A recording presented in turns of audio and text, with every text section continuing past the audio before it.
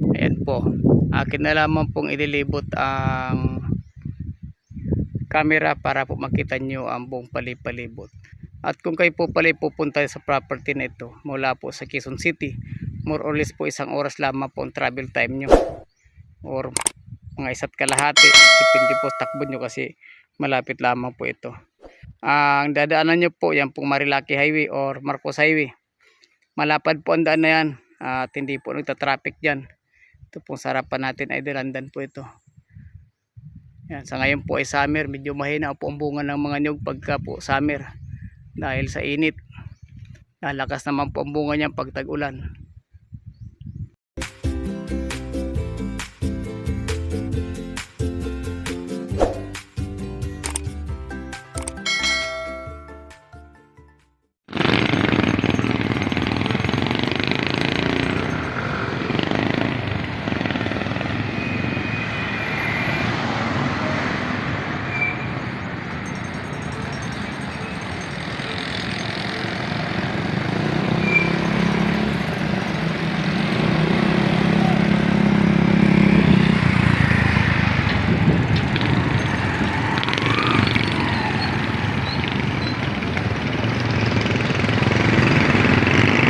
Ladies and gentlemen, magandang araw po sa inyong lahat, lalo po sa ating mga subscriber, viewer at visitor sa ating channel.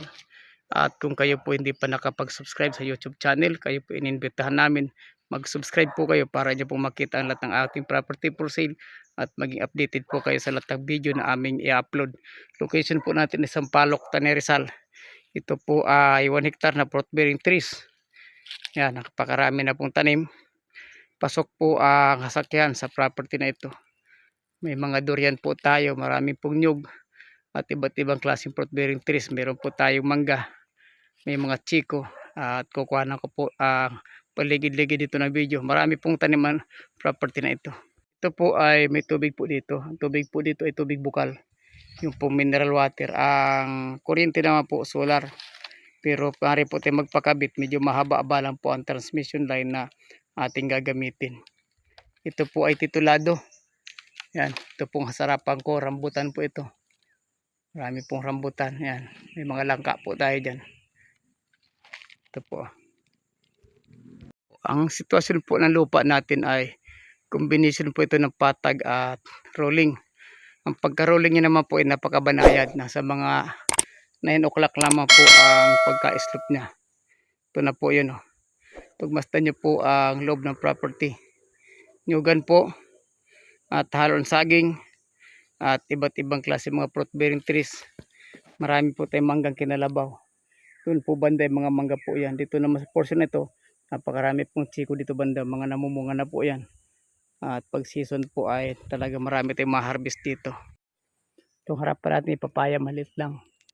Ito naman po ay avocado yan. Avocado. Pagkatapos yun ay durian po yung banda. 10 puno durian yun. Yan. Nakagitna na po tayo ng property. Galing po sa highway siguro more or less mga 4 to 5 kilometers po ito sa Marilaki Highway.